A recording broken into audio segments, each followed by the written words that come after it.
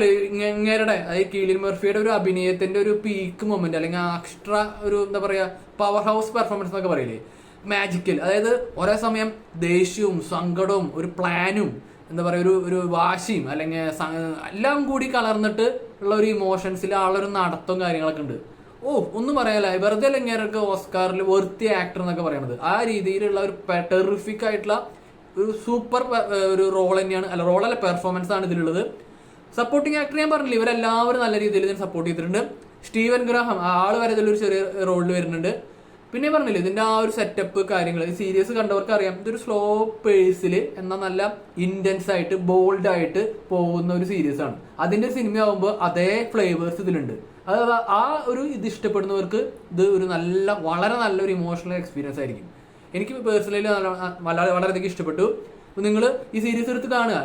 നിങ്ങളുടെ അഭിപ്രായം എന്ത് തന്നെയായാലും എൻ്റെ കമന്റ് സെക്ഷനിൽ പങ്കുവയ്ക്കുക. വീഡിയോ ഇഷ്ടപ്പെട്ടെങ്കിൽ ലൈക്ക് അടിക്കുക, കമന്റ് അടിക്കുക, സബ്സ്ക്രൈബ് ചെയ്യുക, ഷെയർ ചെയ്യുക.